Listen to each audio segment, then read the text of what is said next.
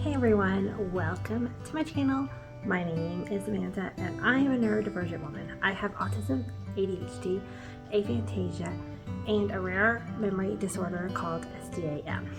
So tonight we decorated our Christmas tree yesterday, and so tonight I wanted to sit in front of the tree and kind of talk to you a little bit about how my memory loss and probably maybe some of my aphantasia affects how I think about Christmas.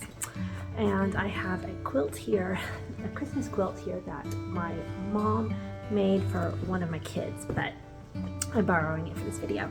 I feel like I should have put on a Christmas sweater, but one, I don't own one, and two, I mean, guys, y'all get what you get. I just, whenever I feel like, hey, here's an idea that pops in my head, I just take the opportunity to try to turn on the camera and capture my thoughts. So I don't do a lot of pre-planning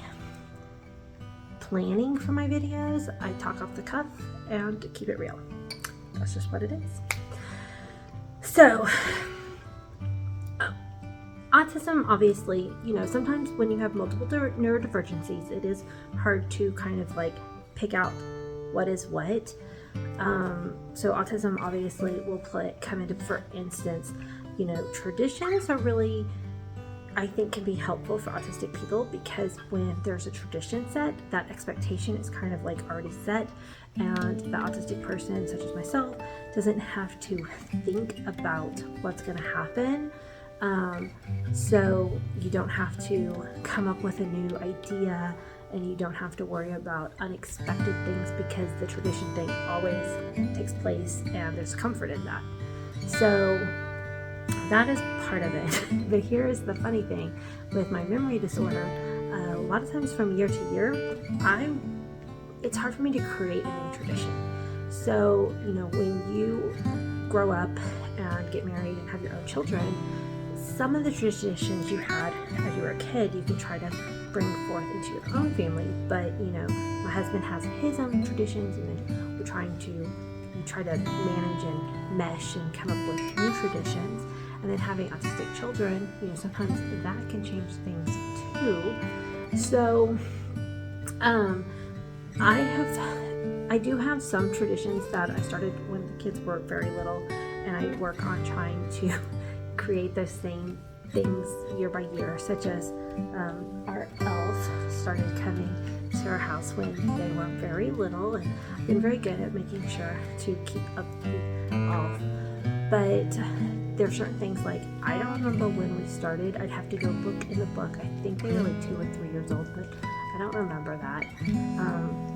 And for our elf, every year I sewed a different outfit for the elf. So every year our elf came dressed differently. But I don't remember the actual sewing of these things. I just know that I did it.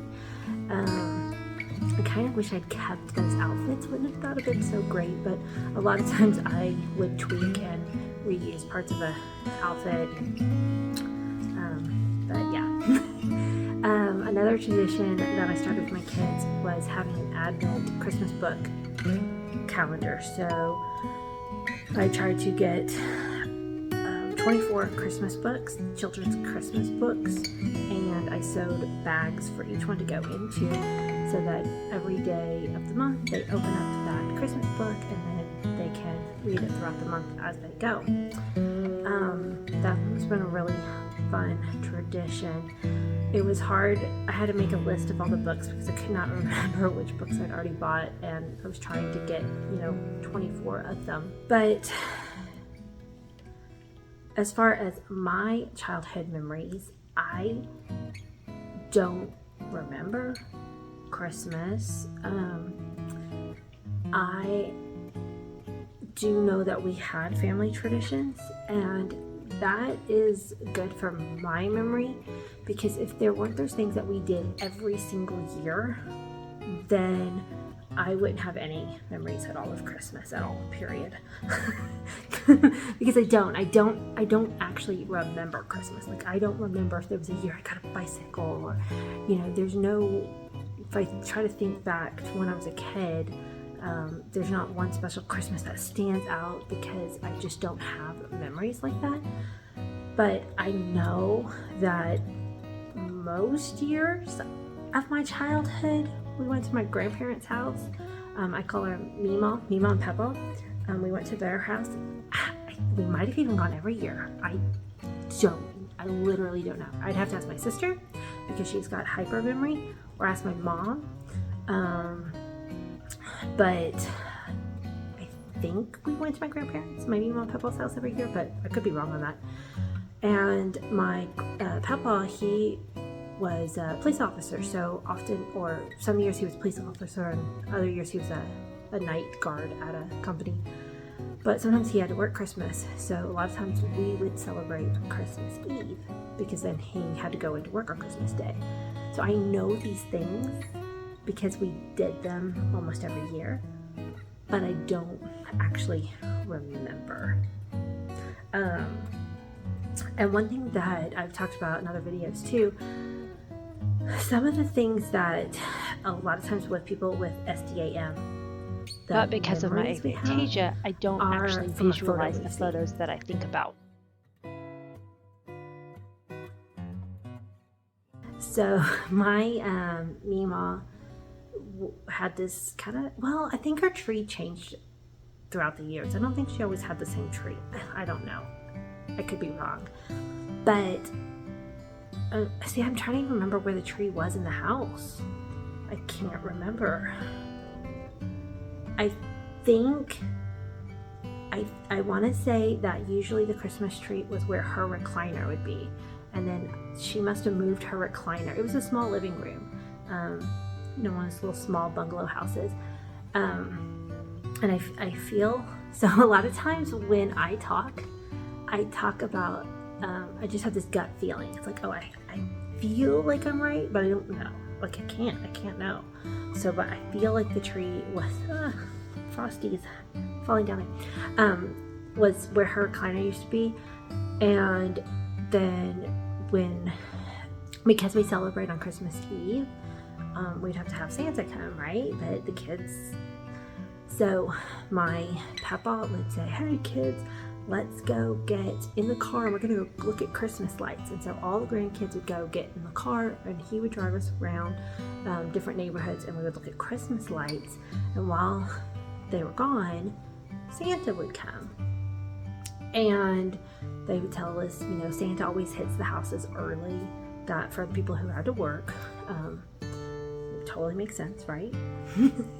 And we would get back from looking at Christmas lights and oh my God, we would walk in the front door and presents everywhere because it was all these grandkids. So underneath the tree would look like it exploded.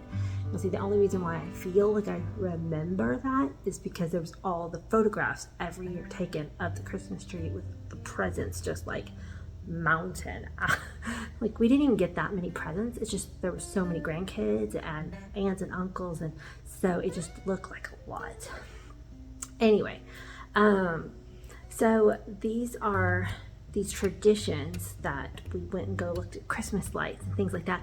These repeated stories are things that will stick in my head as somebody with a memory disorder.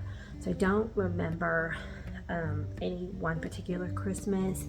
I don't remember bits and pieces of any. Even more recent, not even talking about childhood, but like right after we got married, a lot of times, some years we would go back to my Mima's house, but actually I don't know. I just said that and I'm like, wait, but did I, after I got married, I don't know if I ever went back to my grandma's house for Christmas. See, these are the things, guys. These are the things that it's so frustrating when you feel like you should know these things, but I don't know. And sometimes I can verify information from family members, but sometimes it's just like I just have to go, okay, never gonna know that. Maybe my husband might remember, but I know after I got married, we spent most years at my in-laws' house, and started traditions that were incorporated around their family. But again, what I'm thinking about right now are some different photographs that have been taken. I don't actually have any, memories per se of the events at my in-laws' Christmas. I know that they did a tradition where at my Mima's house, it was chaos. Mima would be like, or whoever would hand out gifts, and it was just like a free-for-all, just wrapping paper going everywhere, everybody opening presents all at the same time. But at my in-laws' house, it was like everybody gets a present, and then we go around and we open them one by one. And everybody gets a present, and we open it. So it takes a lot longer at their house, and that was their family tradition. So traditions, I think, are important for me with somebody who has memory loss, because it does have a way to anchor me to my past, so that even if I don't remember all the robust details, I do know that because of these traditions, things have been repeated over and over and over, that I know I had a lot of happy Christmases full of family, and I can just fill in the blanks however I want, because I don't have those memories. But I feel like, with the things that happened over and over and over, I can just say, it was beautiful, beautiful Christmas traditions. So, please ask any questions that you have down in the comments. A lot of times your questions help kind of spear on different topics, and I thank you so much for watching this video, and until the next one, bye guys.